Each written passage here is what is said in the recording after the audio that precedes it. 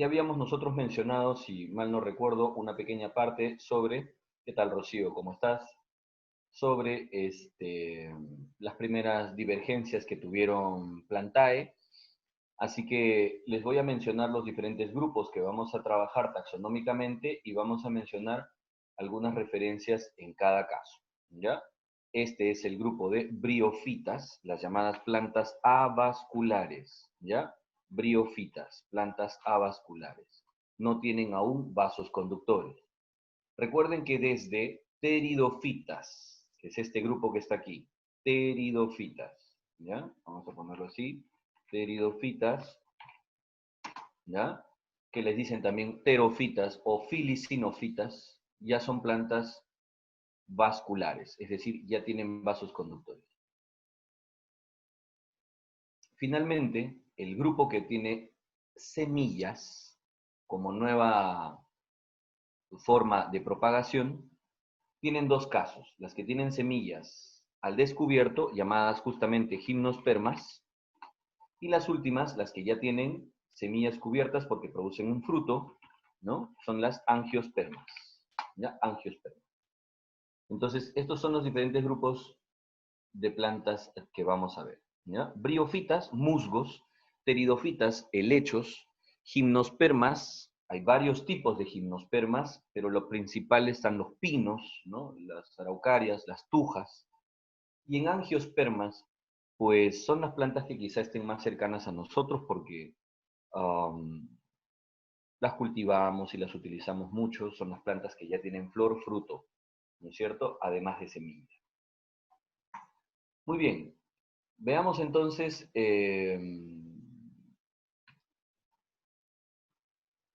el caso de cada uno de estos grupos. Empecemos con briofitas, que son las llamadas plantas avasculares. Recuerden que no presentan vasos conductores.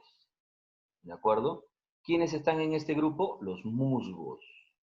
¿Ya? Ni siquiera forman tejidos propiamente. Como no forman tejidos propiamente, ¿de acuerdo? Eh, no llegan a desarrollar órganos, por eso se mencionan como rizoides, cauloides y filoides. ¿Ya? Así es, estos son los musgos. En el siguiente grupo, en el grupo de las pteridofitas, ¿no es cierto? Hablamos de plantas que ya tienen órganos verdaderos, o sea, raíz, tallo, hojas. ¿Por qué? Porque ya tienen vasos conductores, ¿no? Entonces, estas plantitas se caracterizan por seguir propagándose por esporas, ¿no es cierto? No tienen semillas, ¿de acuerdo?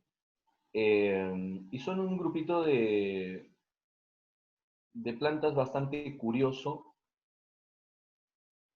por la estructura que tienen. Miren, por ejemplo, esta es la famosa cola de caballo, que es uno de las pteridofitas. Quizá la pteridofita más conocida sean estas, los helechos, ¿no es cierto? Los helechos. Así es. ¿Ya? El siguiente grupo ya son las llamadas gimnospermas. Se les dicen fanerógamas porque ya tienen semillas. Fanerógama es lo mismo que espermatofita, ¿no? O sea, plantas con semillas.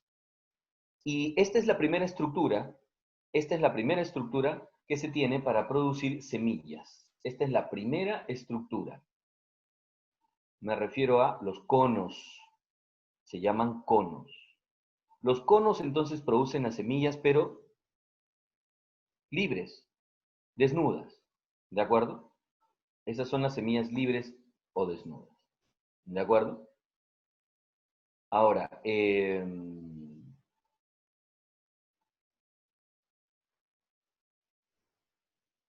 las gimnospermas agrupan varios tipos de plantas, ¿ya? Varios grupos. Primero están, por ejemplo, estas, las cicas, las cicadofitas, que parecen como si fueran, ¿no? Unas palmeras, miren, parecen, pero en realidad no lo son porque no tienen flores, lo que tienen son conos, conos. Ahí producen sus semillas, por ejemplo, aquí están ya las semillas, pero son semillas desnudas, como ustedes las ven, no están envueltas en un fruto ni nada, porque no hay flores, aquí hay conos, estos son los conos. El otro grupo es el grupo de las llamadas pinofitas. Seguimos con las gimnospermas, ¿eh? Seguimos con las que tienen conos, ¿no es cierto? Las que tienen conos. Estas pinofitas, su nombre yo creo que las delata, ¿no? Están los pinos, los cipreses, las araucarias, las tujas, los abetos, abedules, secuoyas, etc. Aquí están, por ejemplo, cipreses, araucarias, ¿no? Y estos son los conos, los, las estructuras donde producen sus semillas. Ah, lo del temblor, ¿verdad? Listo, estos son los conos. Vean ustedes. Por eso antes, si agarran de pronto, si llega a sus manos algún librito un poquito antiguo, van a ver que las llamaban coníferas, precisamente porque producen conos. Y el último grito de la moda en plantas es la producción de semillas. Esto de aquí, o perdón, de flores, que además de producir semillas, produce fruto. ¿De acuerdo? Así es, Fátima. Los utilizan de manera ornamental a estos conos. Es correcto. Piñas les dicen también. Claro, nosotros aquí tenemos unos conitos pues pequeños, porque en esta parte todas las pinofitas, todas las gimnospermas no crecen de manera natural.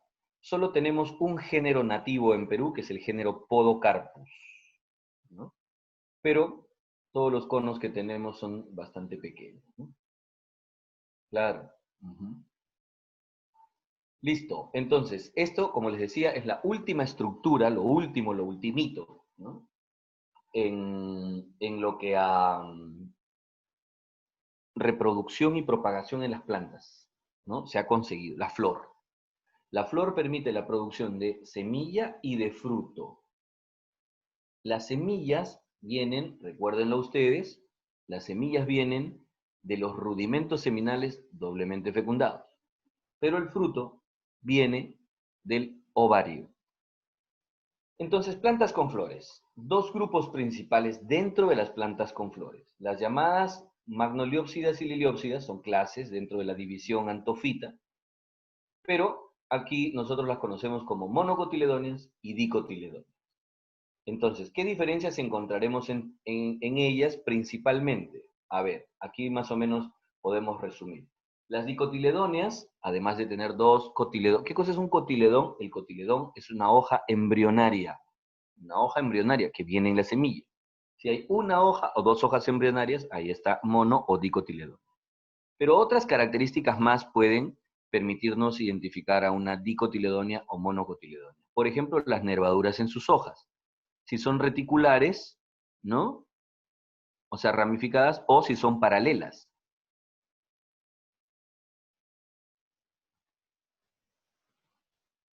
Claro. Luego las flores. Si las flores, todos sus elementos están en múltiplos de 4 o 5, lo que llamaríamos flores tetrámeras o pentámeras, son dicotiledóneas, mientras que las monocotiledóneas son trímeras, ¿no? O sea, todos sus elementos múltiplos de 3. ¿No? Otra puede ser la raíz. La raíz en las dicotiledóneas es una raíz ramificada y se diferencia claramente la raíz principal de las secundarias. En cambio, en las monocotiledóneas no se diferencia la raíz principal de las secundarias. ¿Qué ejemplos tenemos de plantas monocotiledóneas y dicotiledóneas? Estas son dicotiledóneas, por ejemplo, el pacae, el frejol, arberja, maní, habas, garbanzo, payar, todos los ajíes, el algodón, ¿de acuerdo? La papa, el tomate, etcétera. Esas son dicotiledóneas. En cambio, monocotiledóneas están el maíz, la caña de azúcar, la avena, el sorgo, el centeno, el trigo, la cebada, todas las cactáceas, todas las palmeras, desde el coco, aguaje, picuayo, etc. Está el espárrago, cebolla, ajo, las orquídeas, el plátano, son plantas monocotiledóneas. ¿De acuerdo?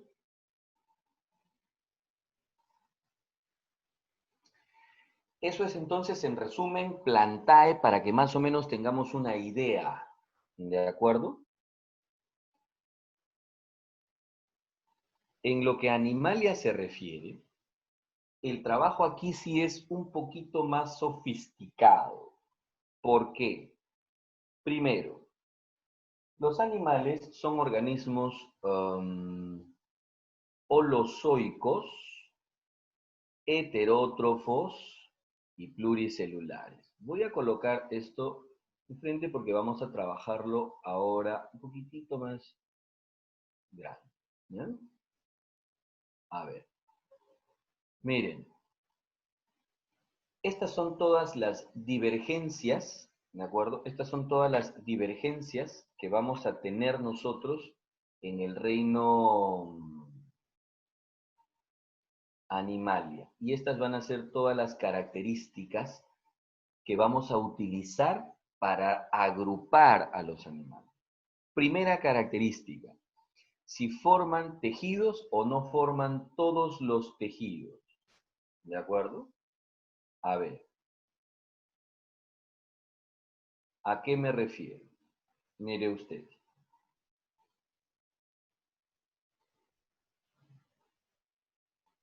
Si ven ustedes en la parte superior, dicen parazoos y eumetazoos.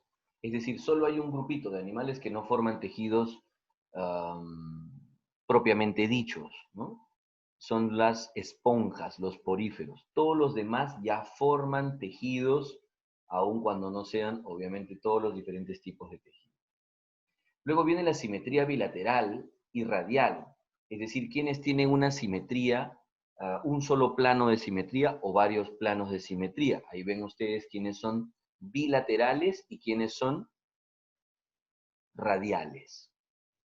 Luego se desarrolla una cavidad corporal que permitirá alojar diferentes órganos.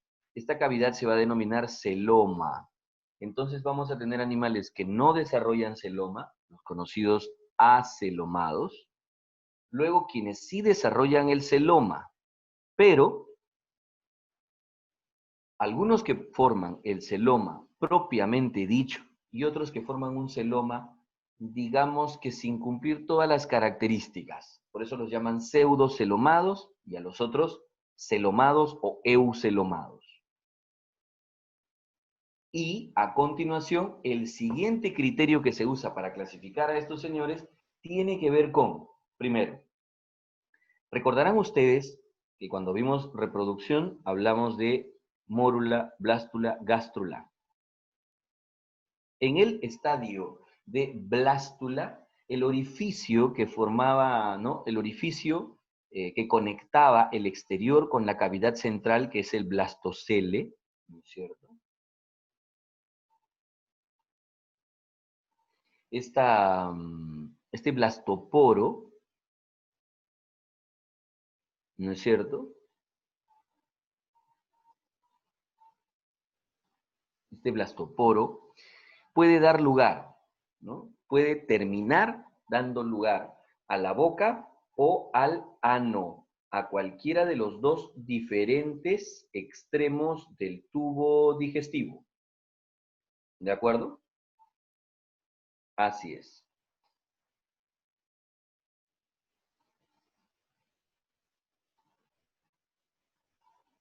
Entonces así los clasificamos.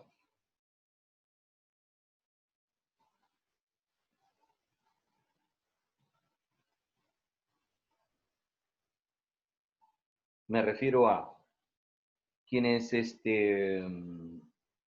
para quienes el blastoporo da lugar a la boca, se les llamarán proterostomados. Y cuando el blastoporo da lugar al ano, se les llaman deuterostomados.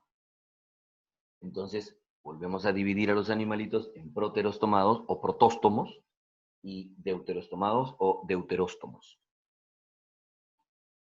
También aquí no nos han mencionado, pero sería bueno que lo sepan, es quienes han desarrollado 2 capas embrionarias, quienes han formado 3 capas embrionarias, es decir, quienes tienen ectodermo, endodermo solamente, y quienes además tienen mesodermo.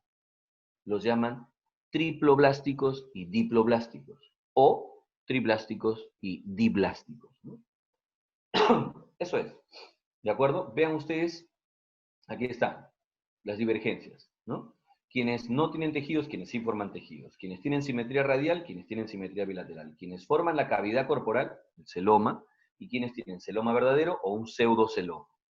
¿De acuerdo? Y aquí lo que faltaba era, como les dije, mencionar las capas embrionarias. Quienes tienen 2 y quienes tienen 3 capas embrionarias. Esos son los criterios de clasificación dentro del reino animal. Esos son sus criterios de clasificación. ¿De acuerdo? Ahora,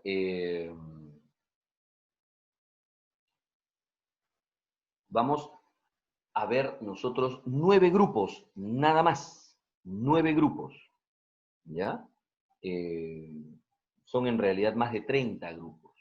¿Ya? Más de 30 grupos. Así que lo que nosotros estudiamos, porque es lo único que les exigen a ustedes para su examen, ¿no es cierto?, de admisión, solamente 9 grupitos. Entonces vamos a ver uno por uno qué características tienen, qué representantes encontramos, ¿no es cierto? Qué representantes encontramos y además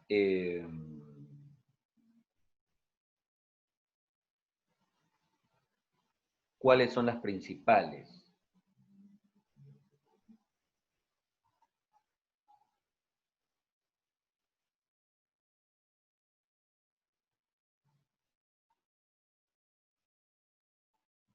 ¿De acuerdo? Entonces, empecemos uno por uno, los grupitos.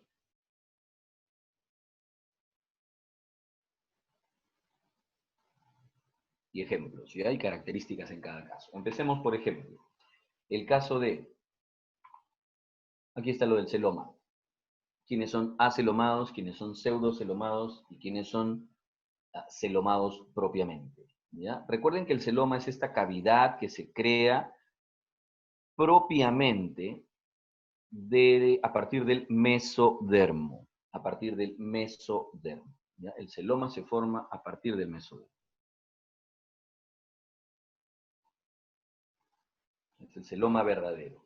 Empecemos, poríferos, las llamadas esponjas. Ya sabemos que son diploblásticos, ¿no? Próteros tomados y no tienen celoma. Se les llaman así porque su cuerpo está cubierto por poros. Su cuerpo está cubierto por poros. Así es. Y presentan el interior revestido por coanocitos. Recuerden que eso lo habíamos visto en digestión. Y pues lo característico de ellos es que son animales sésiles, viven fijos a un sustrato. Ya sabemos que su respiración es directa, ¿no? Y que su excreción también lo es, que su reproducción es por gemación. Todas las características ya las hemos visto en cada uno de los grupos, ¿de acuerdo? Y aquí encontramos varios tipos de esponjas, dependiendo cuáles sean los materiales que utilicen para elaborar una cobertura externa, ¿no? Y además, estas espículas que ustedes ven aquí, dependiendo cuál sea el material del que estén hechas estas espículas.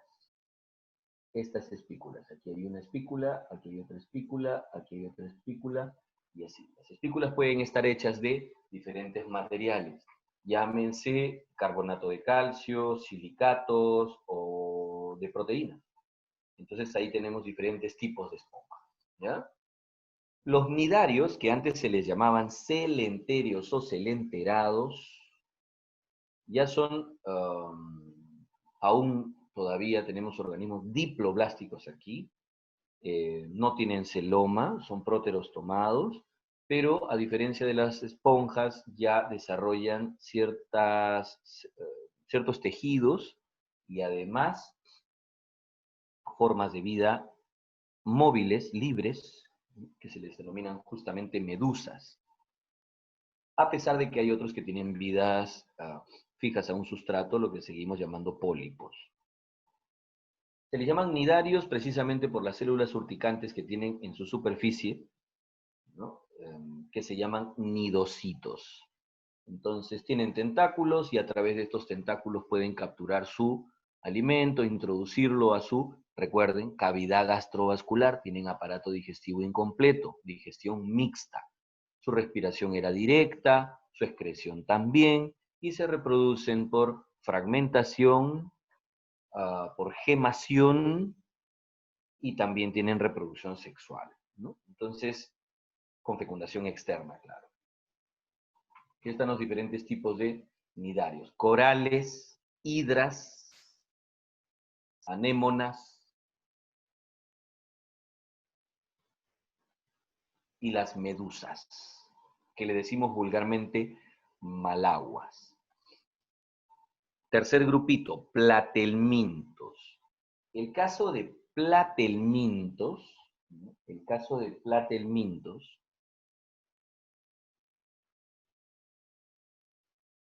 es el primer caso de gusanos que vamos a ver. Son tres grupitos que reúnen a todos los, entre comillas, gusanitos, ¿ya?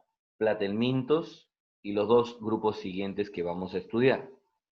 Se llama platelmintos porque son gusanos aplanados, dorso-ventralmente aplanados, ¿ya?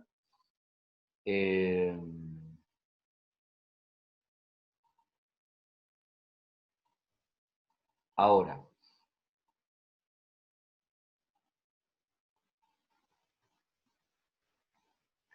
muchos son de vida libre y otros son parásitos, ¿ya? A partir de este grupo ya aparecen los animales triploblásticos, es decir, con tres capas embrionarias, ectodermo, endodermo, mesodermo. Sin embargo, a pesar de que tienen mesodermo, no tienen celoma, son acelomados, ¿ya?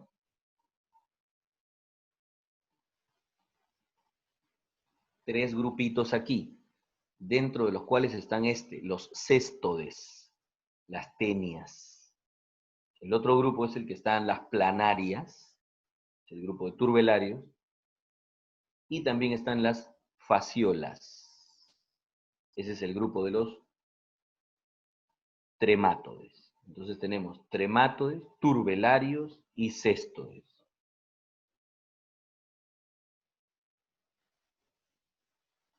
Esta es una tenia.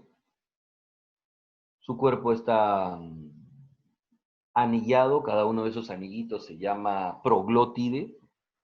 Presentan esta estructura como una corona de pequeños ganchos y unas ventosas laterales. Con eso logran anclarse y adherirse a las paredes del intestino. Son parásitos endoparásitos, ¿no? Parásitos intestinales. Por eso, si ustedes recuerdan, no tienen aparato digestivo, ¿no? Era la excepción, porque todos los demás presentaban aparato digestivo incompleto también, digestión mixta, ¿no? Así es. Recuerden que estos señores tenían protonefridios, que son monoicos, algunos suficientes, o sea que se pueden autofecundar, otros insuficientes.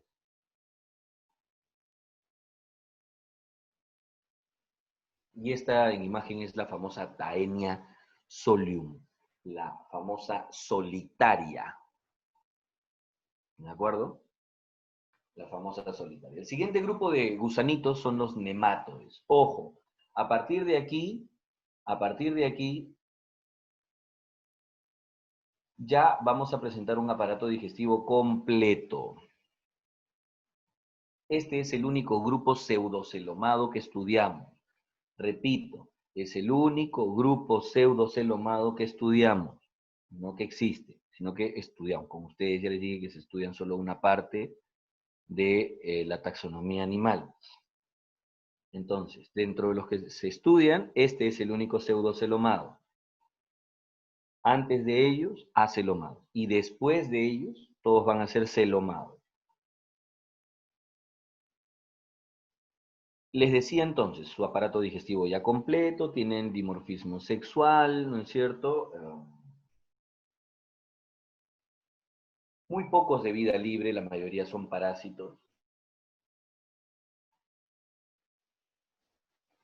Y Tienen diferentes tamaños, algunos muy pequeños, inclusive algunos son microscópicos. Sí, gusanos microscópicos, imagínense. Eso los hace más peligrosos, porque entonces podrían desarrollarse dentro de nuestros tejidos u órganos, y eso los haría más peligrosos. Ejemplos aquí, esta es la lombriz intestinal, ¿no? Ascaris lumbricoides. Pero además de él, podemos tener varios casos más. Por ejemplo, la famosa triquina, que es, como les decía, un gusano muy pequeñito y que puede desarrollarse ¿de acuerdo? Dentro de órganos como el cerebro, el globo ocular inclusive, ¿no? Así es. Pero luego tenemos esta filaria, la famosa Wuchereria bancrofti, que causa esta enfermedad llamada elefantiasis. Y aquí faltaría todavía añadir el oxiuro, por ejemplo, ¿no? El oxiuro, eh, el ancilostoma, el anisakis, hay varios, muchos gusanitos parásitos, ¿ya? Tercer y último grupito de gusanos, los anélidos. Su nombre anélido alude la idea anillo, y es porque son gusanos de cuerpo anillado. Son gusanos cilíndricos, pero de cuerpo anillado. ¿De acuerdo? A partir de aquí ya todos son celomados. Seguimos con el aparato digestivo completo, las respiraciones aquí ya se vuelven cutáneas, ¿no?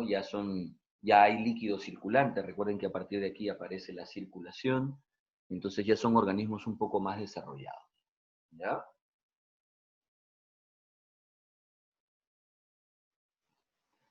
Ahora,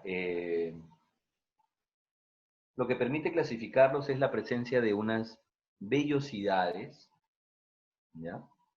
Que los ayudan tanto en la capacidad de recepción de sustancias químicas, temperatura, y en algunos casos, como ya son abundantes, también son utilizados a manera de locomoción, ¿no? De desplazamiento.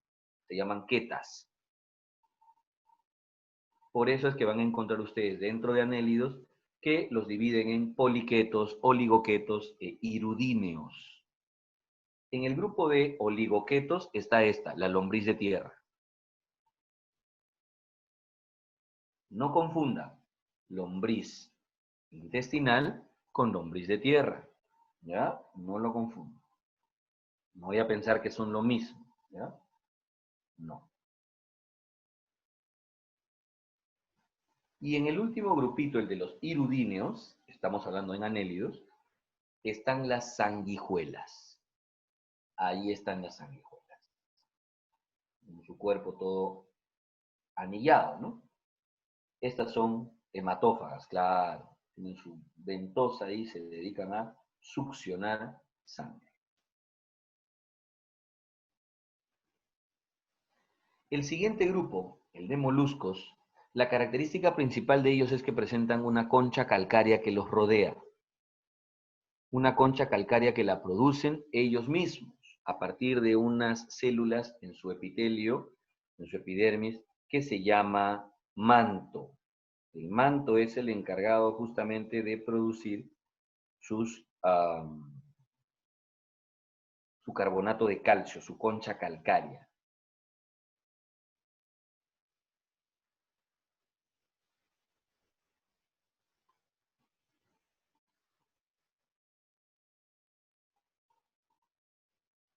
¿De acuerdo?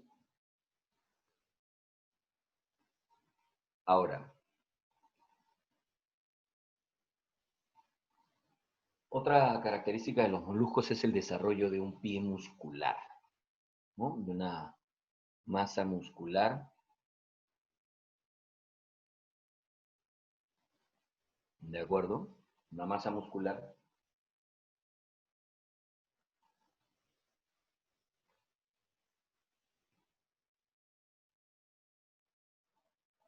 ¿De acuerdo? Ahora,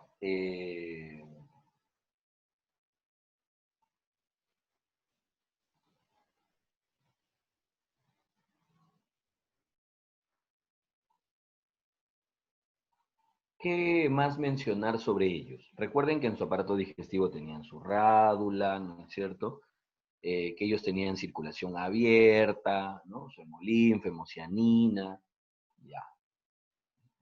Yo creo que los moluscos, más bien lo importante sería recordar quiénes están aquí como grupos. Dentro de moluscos están bivalvos, gasterópodos, cefalópodos, anfineuros,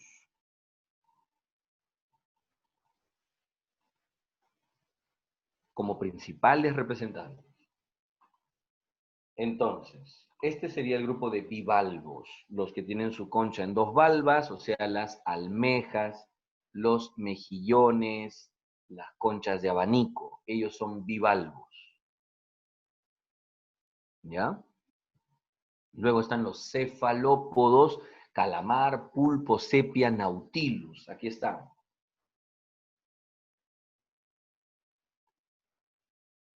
La pota. Y luego el último grupo, el de los gasterópodos, donde está el caracol y las babosas. ¿Ya?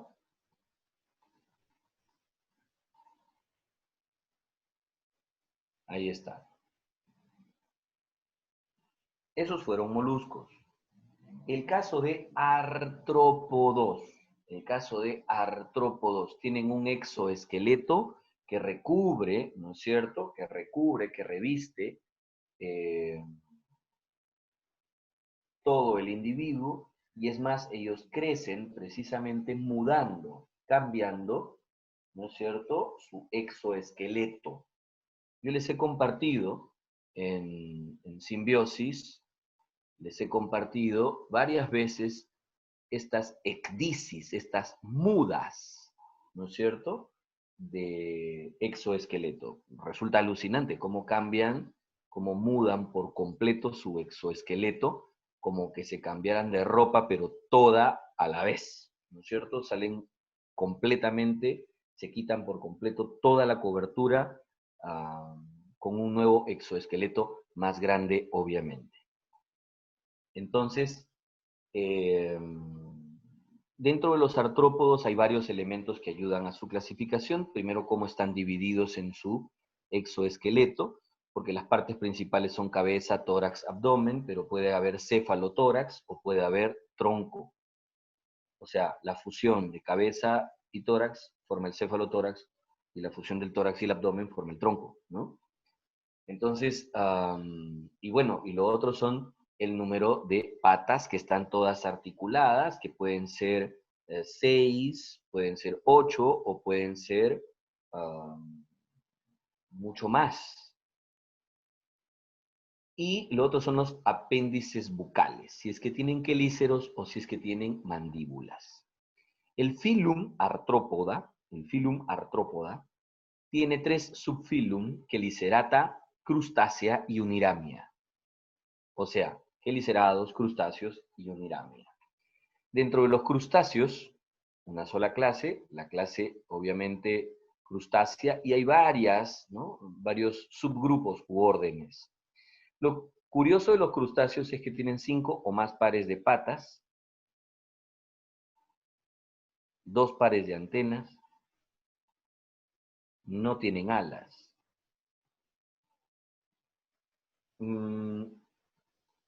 Vida mayormente acuática, aunque algunos pueden ser anfibios.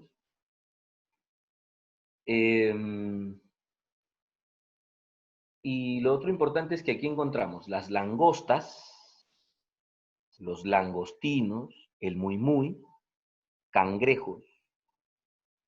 Ellos son crustáceos. El siguiente grupo, Uniramia, comprende a los insectos y a los miriápodos. Los insectos son los que tienen 3 pares de patas, un par de antenas, 2 pares de alas, y su cuerpo está dividido en cabeza, tórax y abdomen. En cambio, los miriápodos tienen cabeza y tronco, y de pronto presentan 1 o 2 pares de patas en cada anillo que tiene su cuerpo, en cada somite, en cada segmento. Su cuerpo está segmentado. Entonces, bueno, los miriápodos, como les decía, No presentan alas, pero tienen un par de antenas, uno o dos pares de patas por cada somite.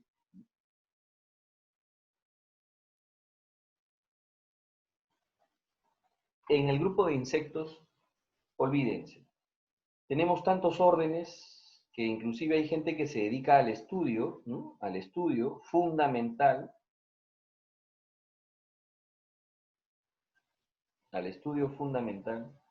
de todas, ¿no? De todos los grupos de insectos, entomólogos, ¿ya? Otra característica de los insectos es que algunos pasan por el famoso proceso de metamorfosis. No todos lo hacen, pero un buen grupo sí. Es una transformación después de su etapa ya de nacimiento, ¿no? Es decir, pasan por una transformación entre su estado larvario y adulto. Transformación que puede ser en algunos casos inclusive totalmente radical, ¿no? Pueden cambiar de forma de vida, tipo de alimentación, etc.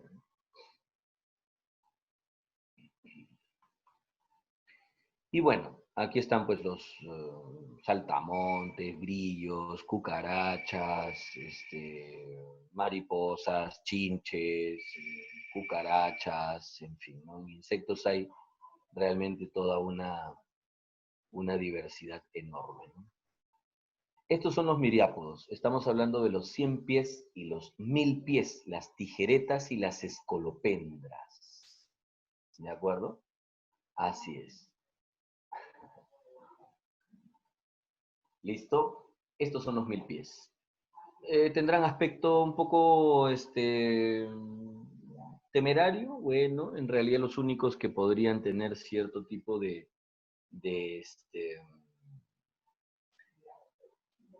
daño, por así decirlo, aun cuando no sean mortales realmente, serían pues los 100 pies o las escolopendras, ¿no? Por lo demás, son organismos muy inofensivos, ¿ya? El último grupo dentro de los artrópodos es el caso de los quelicerados. Los únicos que tienen quelíceros, estos quelíceros son una suerte de pequeñas tijeretas, ¿no? Que sirven para ir trozando el alimento o para sujetarlo y succionar su alimento. ¿Ya? Aquí encontramos varias clases y varios órdenes, bastante amplios también, pero aquí encontramos arañas, escorpiones, los opiliones, ¿no? eh, y las garrapatas. Las garrapatas están acá también. ¿Ya? Con ello hemos terminado todo lo que tiene que ver con artrópodo. El siguiente grupo, que es el grupo de equinodermos, es curioso porque aparentemente son animales un poquito menos evolucionados, son acuáticos nuevamente, parecen estar fijos a un sustrato, pero en realidad una de las características más trascendentales de ellos, yo diría dos, y son estos, ¿ah? Primero, la presencia de un endoesqueleto. Esto es lo primero resaltante de ellos, un endoesqueleto. ¿Ya? Y lo otro es, si no lo hemos mencionado aquí, sería bueno ponerlo, es que son deuterostomados. Junto con nosotros son los únicos deuterostomados. ¿Qué cosa era esto? El blastoporo da lugar al ano y no a la boca. Todos los demás eran proterostomados. Equinodermos y cordados somos los únicos deuterostomados. ¿Listo?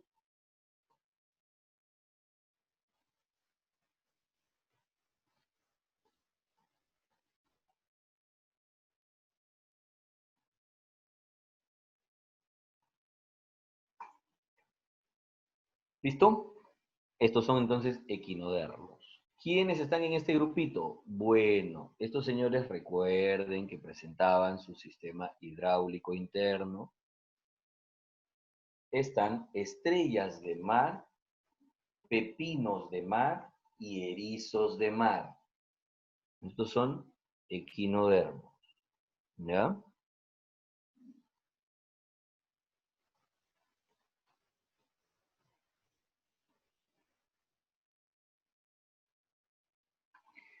Para ser cordado necesitas estos requisitos. Primero, un eje central del cuerpo, en nuestro caso es la columna vertebral, un tubo neural, o sea, un cordón nervioso, pero en posición dorsal, cosa que no existía. Cordones nerviosos habían desde Platelmintos, pero ninguno en posición dorsal, ¿ya?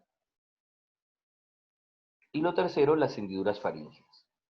En nuestro caso las presentamos solamente en etapa larvaria, después ya no, pero cumplimos con el requisito. Entonces aquí encontramos cordados que no son vertebrados y luego cordados que son vertebrados, los que conocemos como peces, anfibios, reptiles, aves y mamíferos. Los no vertebrados, o sea, cordados pero no vertebrados, son dos, el grupo de los anfioxos y de las asidias. Estos son anfioxos. Tú dirás, oye, pero parece un pez. Sí, pero lo curioso es que su notocorda, el eje central de sostén del cuerpo, es rígido, no es flexible como el nuestro. Es rígido. Entonces, es como si fueran unas lanzas. Así es. Por eso viven sumergidos parcialmente en el fondo acuático. ¿De acuerdo? Bueno, esos son los anfioxos. El siguiente grupo, me estoy refiriendo a los urocordados, ¿no es cierto? Estos urocordados son las asidias, ¿no es cierto? Las asidias, las llamadas vejigas de mar o papas de mar, apenas centímetros de tamaño. Ustedes dirán, pero eso no parece un animal ni tampoco un cordado. Bueno, cumple con las características y ya está. Pero el siguiente y el último grupo son los vertebrados, los que son más cercanos a nosotros. Me estoy refiriendo a peces, anfibios, reptiles, aves y mamíferos. Ya saben que estos señores son mucho más desarrollados, ya tienen tubos digestivos mucho más sofisticados, eh, circulaciones también, estructuras de respiración mucho más eficientes, ¿no? Y bueno, aquí encontramos primero peces, dos grupos de peces. Me refiero primero a los que, vamos a decir, no tienen aún mandíbula, estas son las lampreas, ¿no? La clase ciclóstomos, y luego vienen los peces que ya conocemos que tienen mandíbula, los condrictios y los osteíctios, ¿ya? Esta es la superclase natostomados. Esta superclase natostomados que ya tienen mandíbula, condrictios, osteíctios, ¿no? Vean ustedes todas las diferencias que tienen entre uno y otro, tanto en el tipo de fecundación, diferencias en el tubo digestivo, ubicación de las branquias, ¿no es cierto? Y los ejemplos saltan, ¿no? Entre las mantas, las rayas, tiburones, pez Profesor, martillo, ¿no? profesora, los escualos son como decir, es como un sinónimo de decir Escualo es tiburón. un término absolutamente fuera de lo taxonómico. Ah, no es taxonómico el término. No, no. Les dicen escualos porque es una castellanización, ¿no? O sea, en realidad el término, ¿no es cierto? Taxonómico es un superorden de peces dentro de los elasmobranquios, ¿no? Entonces, es, en realidad, el término correcto es celaquimorfos o celacimorfos, y de ahí viene escualos, ¿no? Pero sí, está dentro de los condrictios, ¿no? Los famosos celacimorfa.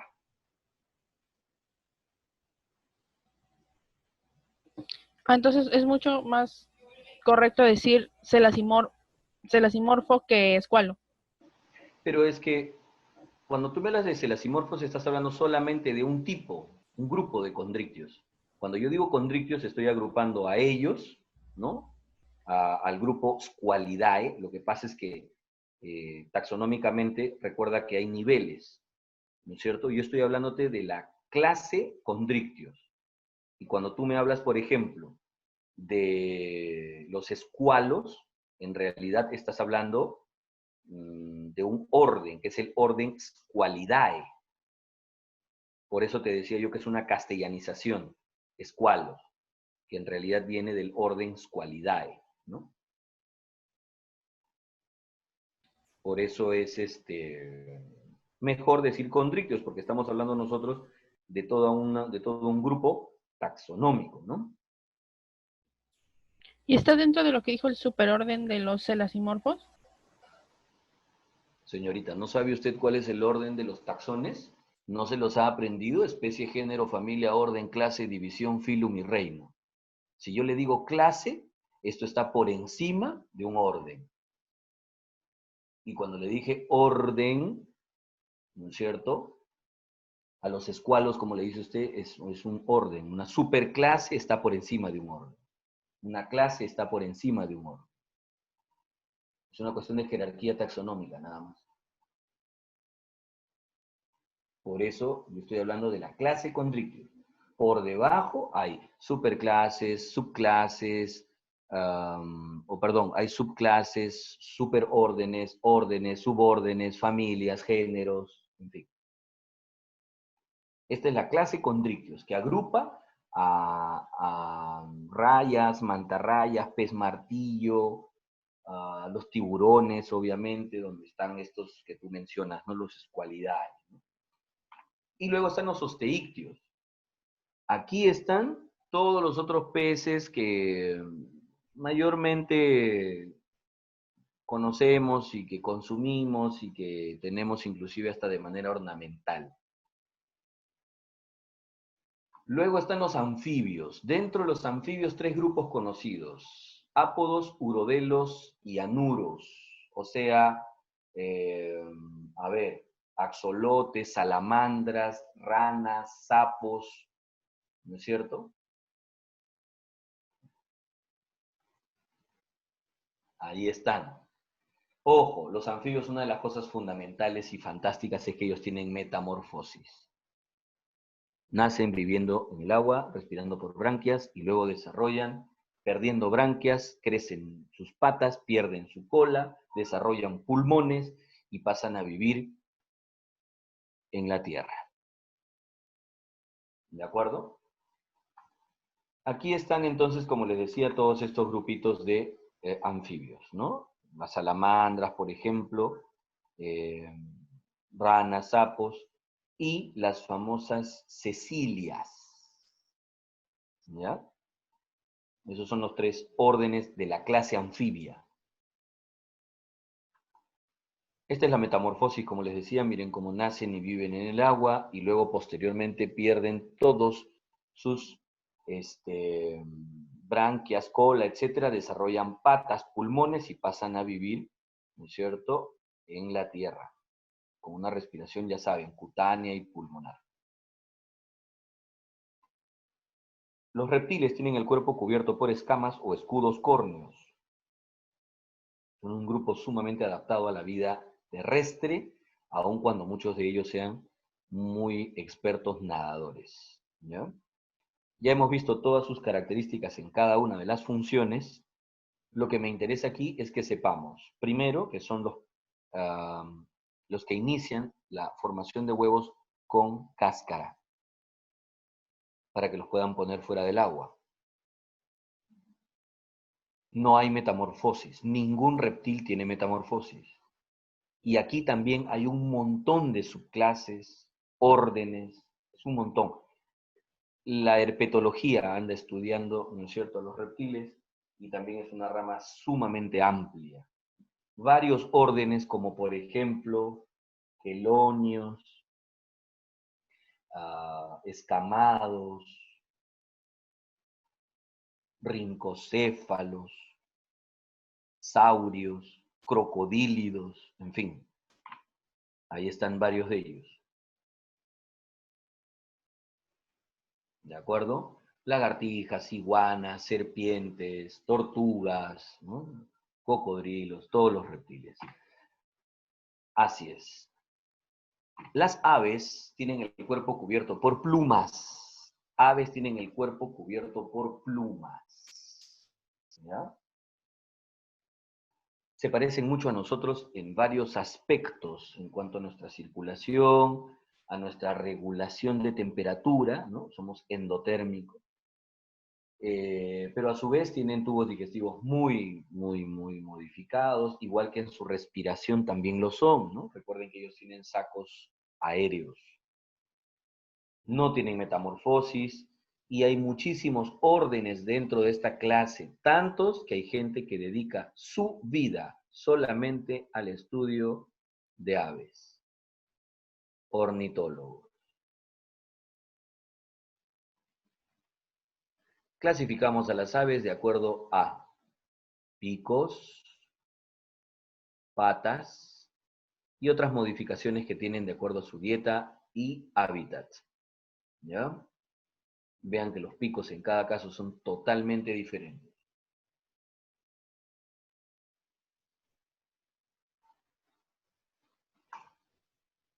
Así es, como dice Fátima, el famoso pájaro loco, que resulta ser un pájaro carpintero, ¿no? Como le dice Gringolandia al woodpecker.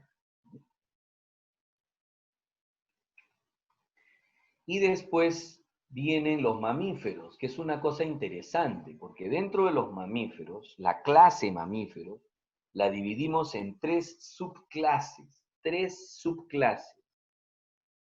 ¿de acuerdo?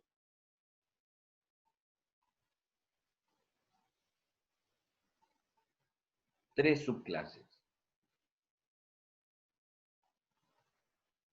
¿Y en función a qué? ¿En función a qué? En función al desarrollo de la placenta. Tenemos, por ejemplo, aquellos que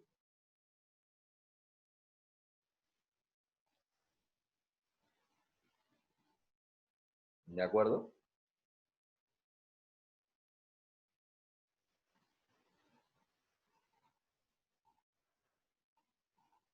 Vamos a tener que un grupo no presenta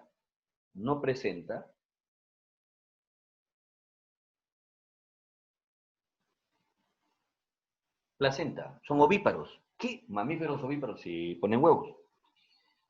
Un segundo grupo que tienen ya un útero desarrollado, pero aún incompleto, y por eso la cría nace, digamos que todavía sin todas las estructuras desarrolladas, necesita alguna cavidad donde termine todavía su desarrollo, fuera del útero. Y entonces presentan esta bolsa llamada marsupio, donde la cría todavía permanece un tiempo hasta terminar su desarrollo. Y después ya está el grupo que presentan una placenta y un útero desarrollados, ¿no? Entonces los dividimos así: prototeria, metateria y euteria. Prototeria son aquellos que aún ponen huevos, son mamíferos, pero aún ponen huevos. Pero ¿por qué no son aves? Porque tienen el cuerpo cubierto por pelos, no por plumas, y porque además presentan glándulas mamarias, que son características fundamentales para ser un mamífero. Entonces, prototeria, está el ornitorrinco, la equidna; metateria, donde están los marsupiales, la zarigüeya; y el último grupito, ¿no es cierto? Euteria, los que ya presentan una placenta lograda, completa y desarrollada.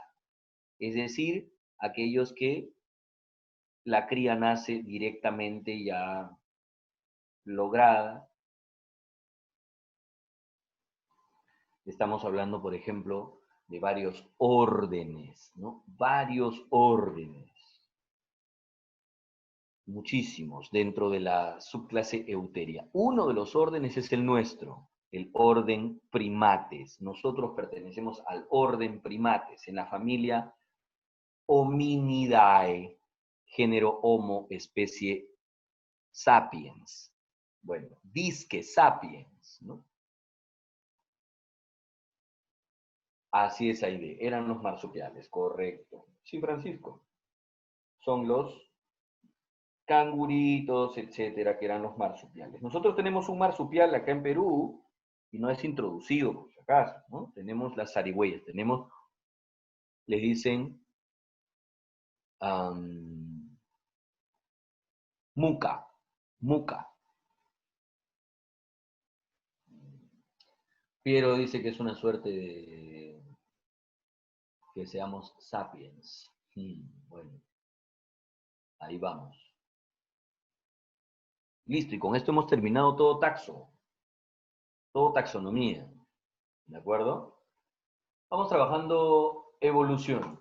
Un poquito les comparto ahora lo que vamos a trabajar de evolución, ¿no?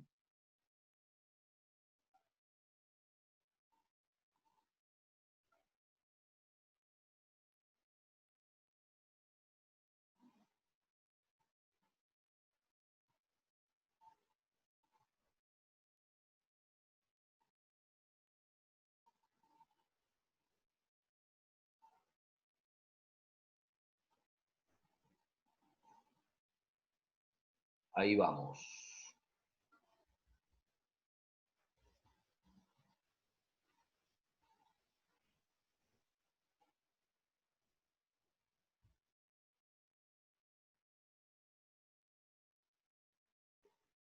Listo. Ya lo tienen, ¿cierto?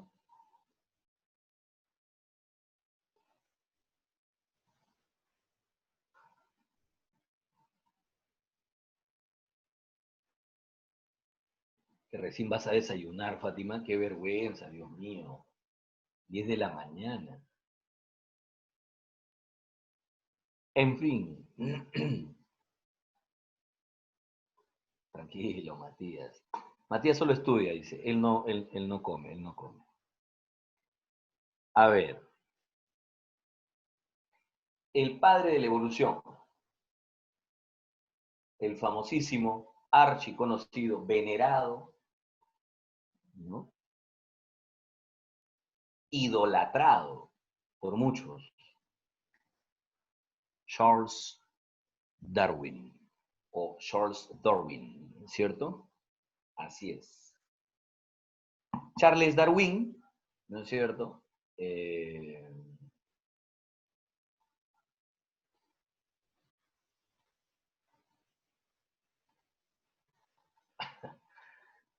bueno, esta es una de las fotografías que, o bueno, representaciones, ¿no? No es una fotografía en realidad. Es una de las representaciones que más me agradan porque siempre lo ponen así a un tío barbón, pues todo mefistofélico, ¿no? Que, no sé, eso debió ser verdad pues en sus últimos años. Yo prefiero tenerlo, recordarlo en la época en que hizo un recorrido envidiable, ¿no es cierto? Recorrió el planeta entero durante casi 6 años, así es, conociendo y recorriendo muchísimos lugares, obviamente despoblados, no como están hoy en día, ¿no? Así es. Bueno, el padre de la evolución. En realidad, ¿qué estudia la evolución? La evolución estudia las modificaciones y cambios, pero a nivel genético, que se dan en las poblaciones a lo largo del tiempo. Repito, modificaciones, ¿no es cierto? Modificaciones,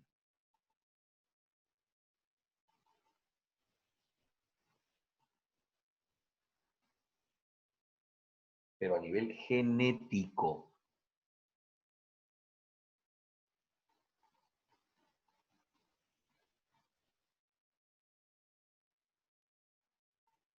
¿Ya? A nivel genético en las poblaciones a lo largo del tiempo. Claro, cuando Darwin, Lamarck y otros tantos hacen sus primeros postulados respecto de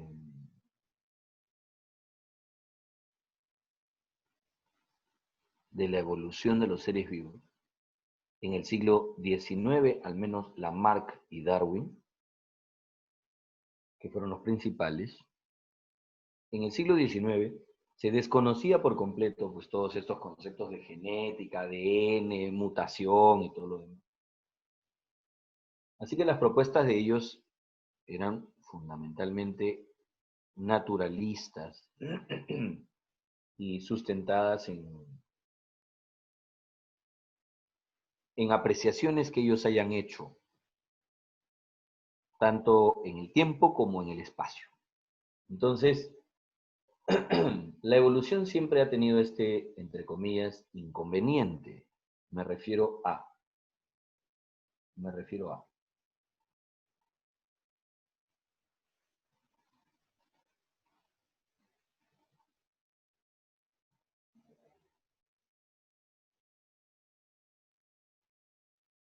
¿Cómo poder representar un proceso o un fenómeno evolutivo en un laboratorio? Porque recuerden, la ciencia dice que todo conocimiento científico puede y debe ser demostrado, ¿no? Entonces, ¿cómo puedo yo demostrar? ¿Cómo puedo reproducir un fenómeno de este tipo? Es complicado. Por eso es que la evolución se sustenta en evidencias. Hablamos de evidencias evolutivas. Y estas evidencias no son más que descubrimientos, estudios, hechos por otras ramas de la biología y que terminan sumando, conocimientos de diferentes ramas, terminan sumando un pensamiento superior, una idea superior, una teoría. Por eso hablamos de teorías evolutivas. Y así es como vamos a tener diferentes evidencias en ramas como la embriología, la bioquímica, la anatomía, morfología, paleontología, biogeografía, en fin, muchas otras ramas de las ciencias naturales son utilizadas como aspectos, digamos, fundamentales o iniciales, ¿no? Ahora,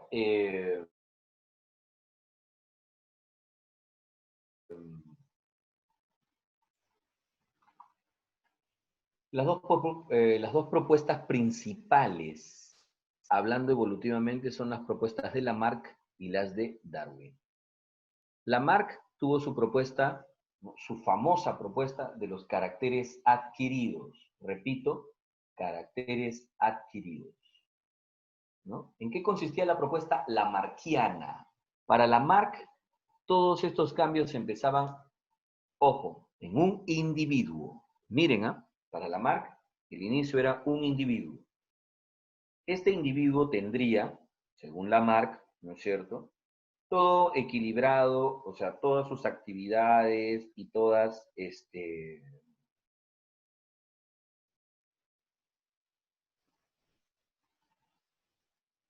sus procesos en equilibrio con su entorno. Un cambio en el entorno generaría un desequilibrio en este individuo, ¿no es cierto? Así es. Generaría un desequilibrio.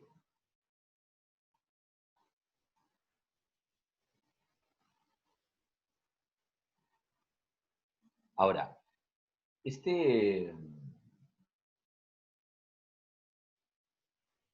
desequilibrio obligaría a que este individuo, para su sobrevivencia, tenga que modificar, ¿no?, cambiar, transformar sus estructuras, creando nuevas estructuras, ¿no?, para poder satisfacer esta necesidad, para responder a este cambio.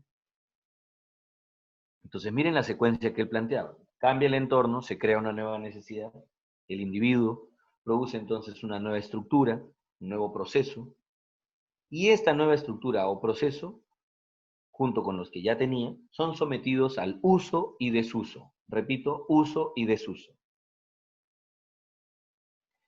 Este uso o desuso favorecería a algunas estructuras o procesos por encima de otros. Y así entonces tendríamos, ojo, así tendríamos entonces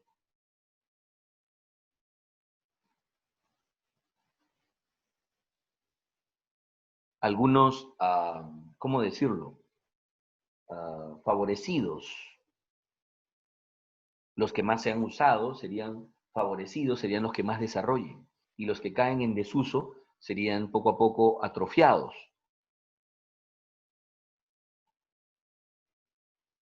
Ahí es donde hablamos de la famosa ley del uso y desuso. Y entonces sostiene Lamarck que los órganos que eran más desarrollados, favorecidos, los que quedaban, los que inclusive seguían modificándose, a eso lo llamaba él los caracteres adquiridos, que según él ya eran hereditarios. Entonces las nuevas generaciones nacían con estas ya características. Su famosa propuesta, la de las jirafitas, ¿no? Claro, la de las jirafas. Es la propuesta lamarckiana, ¿ya? La propuesta de Darwin es una propuesta algo diferente. Él no parte de un individuo, él parte de una población. Repito, él parte de una población. Y en esta población, ¿de acuerdo? En esta población,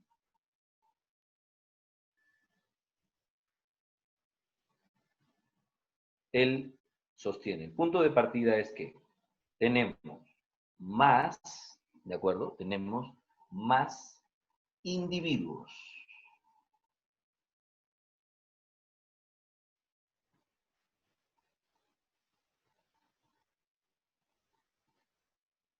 Que nacen de los que van a sobrevivir. ¿Por qué? Porque el alimento no va a alcanzar. Oh, y además todos los individuos en una población, todos los individuos en una población son diferentes. O sea, hay variabilidad dentro ¿De la población? claro, dentro de todos los individuos de la población. Miren, o sea, él planteaba cosas que sí, sabemos que son ciertas, pero en ese momento no tenían un sustento, ¿no? ¿Cómo demostrar la variabilidad intraespecífica? Tú dices, no, claro, pues la genética, ¿no? El entrecruzamiento, ya muy bien, pero para el siglo XIX eso no se sabía. Pero sin embargo, a partir de ahí empieza la idea darwinista. Entonces, el hecho de que sean más los que nacen de los que sobreviven, que el alimento no alcance y que todos sean diferentes en una población, ese es el caldo de cultivo, sostiene Darwin, ese es el caldo de cultivo de una lucha por la sobrevivencia. Y esta lucha por la sobrevivencia es precisamente la selección natural. ¿Por qué? Porque sobrevive solamente el más apto, la raza privilegiada. Y esa es entonces la que la que podrá reproducirse y pasar sus características a las siguientes generaciones. Y ya está. Selección natural. ¿De acuerdo? Ahora, miren el recorrido que hizo pues Darwin. Darwin se da una vueltita entera por el mundo. ¿De acuerdo? 5 años y medio. Con su famoso Beagle. ¿No es cierto? Bueno, ¿qué evidencias evolutivas tenemos? Eso sería importante que lo tengamos presente. Primero, las famosas anatómicas y morfológicas, ¿no? ¿A qué se refieren esto de homologías y a qué se refieren las homoplasias, antes llamadas analogías, ¿no? Miren, lo que tenemos que hacer es partir, obviamente, del análisis y estudio de elementos anatómicos, es decir, componentes, huesitos, músculos, inserciones, partes. Ah, ok. Si tengo dos órganos que a pesar de sus formas diferentes comparten las mismas, ¿no? El mismo patrón anatómico, mire usted el patrón anatómico. Todos tienen, aquí está, húmero, ¿de acuerdo? Vamos a ponerlo, aquí está, húmero. Todos tienen húmero, correcto.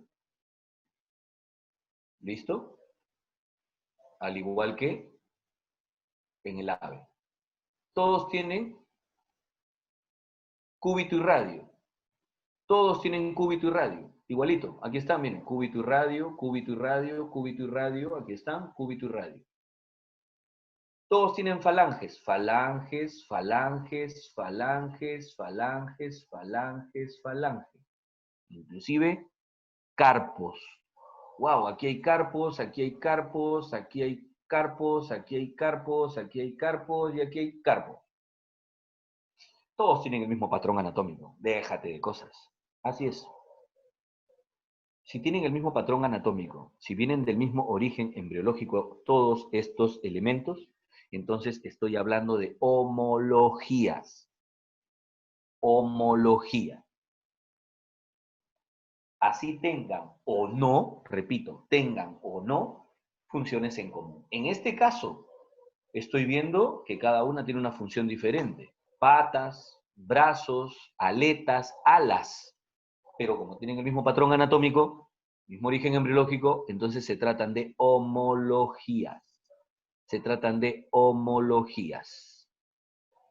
Ah, ya. Y si no tienen el mismo patrón anatómico, pues si no tienen el mismo patrón anatómico, entonces estamos hablando ¿de acuerdo? Estamos hablando de, no tienen el mismo patrón anatómico, entonces de arranque nomás, son homoplasias.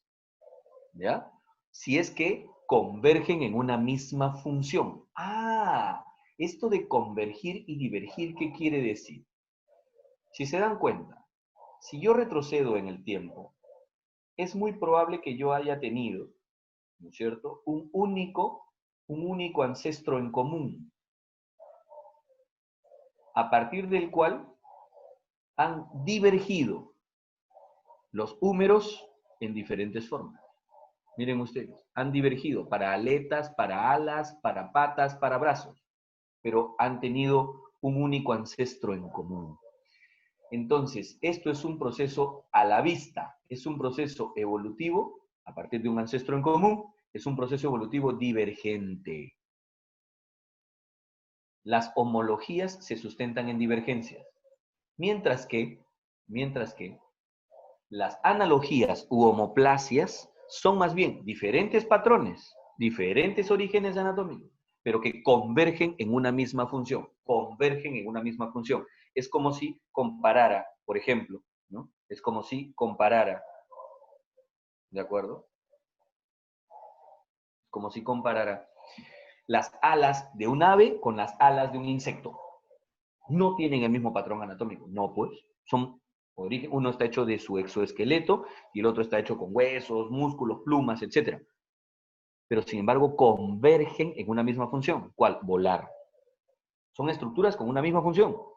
Convergieron en estas estructuras, pero a partir de patrones anatómicos totalmente diferentes. Genial. Entonces, ahí es donde hablamos de homoplasias o analogías. ¿Estamos de acuerdo? Bien, ¿qué otras evidencias tenemos? Tenemos evidencias embriológicas, ¿no? ¿A qué me refiero? A que si usted compara los organismos que están más emparentados, ¿no es cierto? Aquellos que están más emparentados, comparten desarrollos embrionarios semejantes.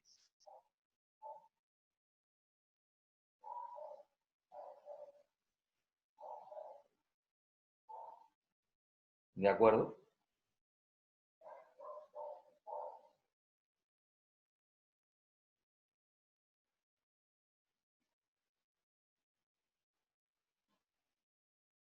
Ahora, aquí, por ejemplo, usted está comparando todos los diferentes vertebrados. Pero si te das cuenta, si usted compara el primer estadio, así, si usted compara todo este primer estadio, y yo le borro todos de quién se trata, ¿no es cierto? Si usted no supiera de quién se trata, usted prácticamente hasta podría pensar que se trata de una línea evolutiva casi, ¿no? O sea, es como si esto fuera un desarrollo, yo te dijera, mira, así hemos desarrollado nosotros. Yo digo, ah, man, y así pues yo he ido desarrollando. ¿Viste que compartimos un mismo desarrollo embriológico todo? El mismo desarrollo embriológico.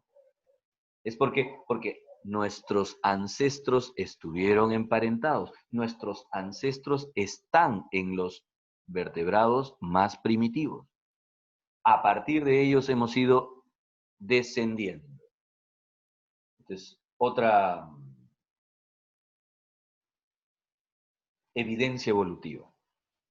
El estudio de nuestro desarrollo embrionario. Es como que nosotros en nuestro desarrollo embrionario hacemos un recorrido por nuestro pasado evolutivo. ¿De acuerdo? Así es. Otra evidencia biogeográfica tiene que ver con el hecho de que se hayan distribuido en diferentes partes, ¿no es cierto?, del planeta, pues, los organismos, ¿no?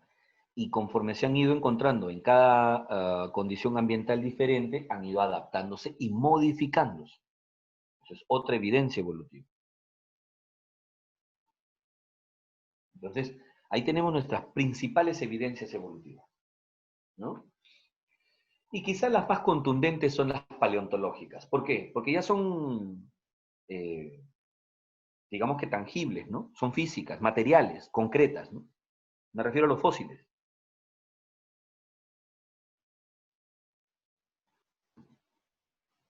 Claro, un fósil ya es una prueba concreta, ¿no? De que antes existieron organismos diferentes a los de hoy, o que existieron algunos y que hoy ya no están. ¿De acuerdo? Así es. Y estas ya a nivel molecular, ¿no? Tanto las bioquímicas como las genéticas, pues son contundentes también, ¿no? ¿Cómo es posible que si yo no tengo ningún vínculo, si yo no tengo nada que ver con una bacteria, cómo es posible que esa bacteria y yo usemos las mismas enzimas, hagamos los mismos procesos metabólicos? Sí, señor. Usted hace glucólisis con 10 reacciones usando, ¿no es cierto?, una serie de enzimas. Ya, las mismas reacciones, con las mismas enzimas, las usas tú. La misma estructura. Genéticamente, usted usa el mismo código genético que una bacteria. Usa las mismas moléculas para transferir energía, ATP. Usa las mismas moléculas para almacenar energía, ADN. Si usted no tiene ninguna relación con ellos, evolutivamente hablando, entonces, ¿por qué tanta coincidencia, inclusive a nivel molecular? Definitivamente, estas evidencias nos muestran que sí, pues, tenemos un antepasado en común. ¿De acuerdo? Y muy bien, hablemos de cómo visualizamos hoy un proceso evolutivo. Es decir, hablemos de las llamadas fuentes de variabilidad. Bueno, Fátima, obviamente, pues a los 10 años que tienes, definitivamente aún poco sabes de la vida.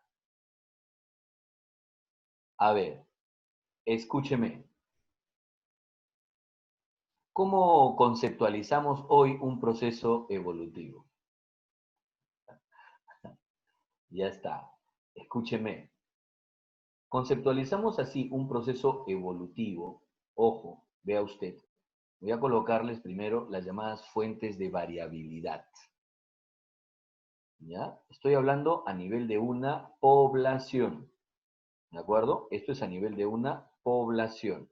Y vamos a poner aquí que son las fuentes de variabilidad. Vamos a ponerlo por aquí. ¿Ya? Entonces, tenemos fuentes de variabilidad.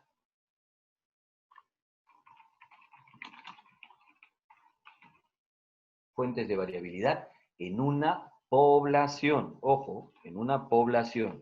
Así es como conceptualizamos hoy un proceso evolutivo. La unidad evolutiva es una población. Y lo primero que reconocemos son las fuentes de variabilidad que actúan en una población. ¿Ya? A ver. Aquí están las 4 fuentes de variabilidad que actúan en una población. Empezamos. Primera fuente de variabilidad. Primera fuente de variabilidad. La llamada deriva génica, conocida también como deriva genética. Segunda, la selección reproductiva, no la selección natural, ¿eh? Selección reproductiva. ¿Ya? Selección reproductiva. Vamos a ponerlo por aquí. Selección reproductiva. Tercero, mutación. Y cuarto, flujo genético, que ustedes lo conocen como migración. ¿ya? Flujo genético o migración. Estas son las fuentes de variabilidad que actúan sobre una población constantemente, todo el tiempo. ¿Estamos de acuerdo? Todo el tiempo actúan sobre una población.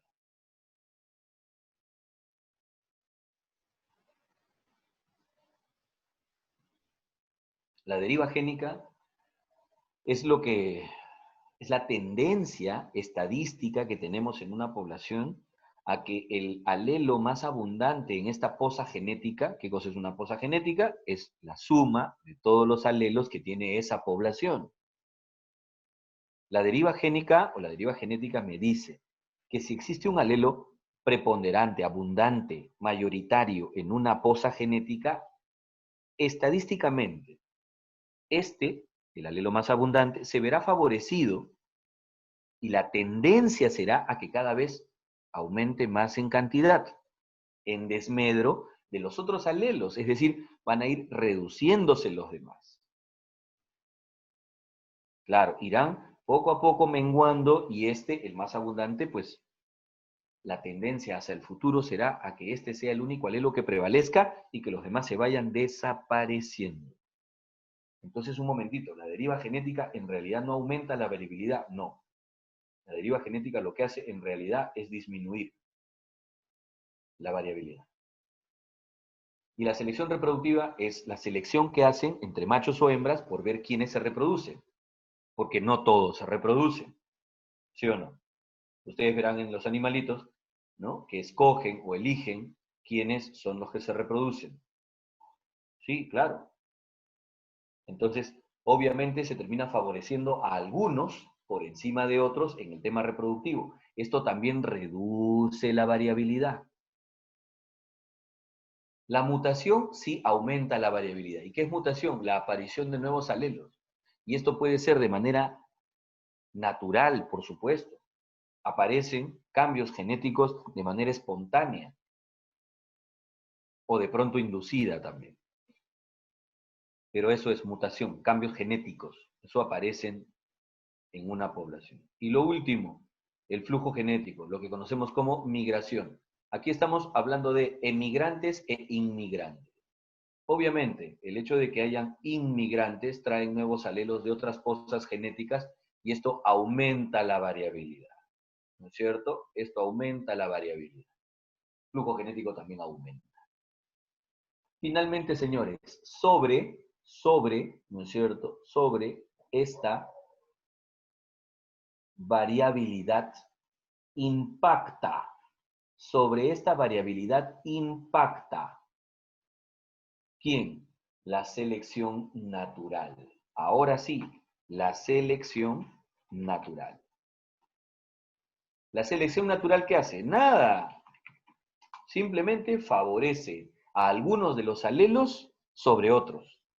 Como dice su nombre, selecciona. Y como resultado final de esta selección natural, ¿cuál es el resultado final de esta selección natural? Ya sabemos, ¿no? Que prevalecen los más aptos. Ah, sí, sí, claro. Es decir, conseguimos ¿qué cosa? Las llamadas adaptaciones. Entonces, ¿quién es primero? Bueno, una población y sus fuentes de variabilidad. Y sobre esta variabilidad ya creada, la suma de derivas, selección reproductiva, mutación y flujo, sobre esta variabilidad impacta la selección, modulándola, modificándola y finalmente obteniendo lo que llamamos una adaptación. Así es como visualizamos hoy en día, ¿no es cierto?, un proceso evolutivo. ¿Estamos de acuerdo? ¿Listo? Entonces aquí está lo que les explicaba, flujo genético, ¿no es cierto? Mutaciones, deriva genética, ¿no? Y entonces ahora lo que nos queda ya por trabajar es el concepto de especiación, para finalmente ya ir concluyendo con evolución y poder trabajar ecología en nuestra siguiente sesión y última también. ¿De acuerdo? Ahora, ¿cómo definimos especie? ¿Cómo definimos especie? ¿De acuerdo?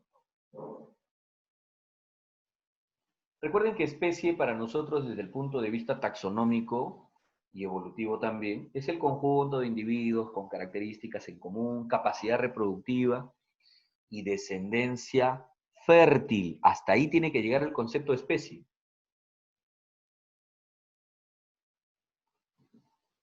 Así es. Ya hasta descendencia fértil. Eso es una especie.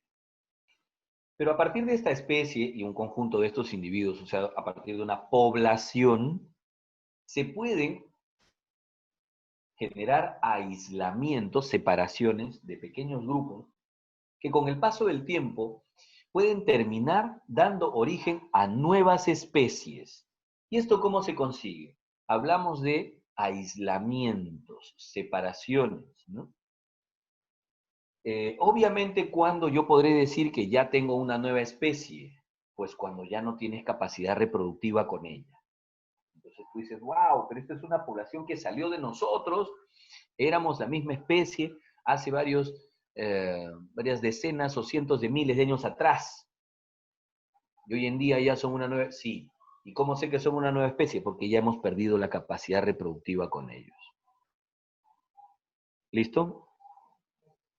Ahora, ¿qué tipos de especiaciones hay? ¿Qué características tiene cada una? ¿Cómo diferenciamos? Eso lo veremos ya en nuestro siguiente avance y nos falta ya poquito para terminar esta parte de evolución. ¿De acuerdo? Y podremos también ya trabajar ecología.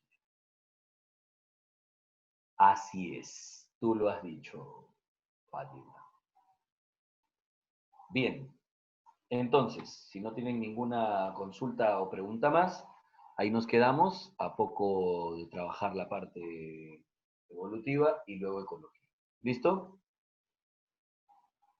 Bien, gracias. Cuídense también ustedes. Ya nos vemos en el siguiente avance.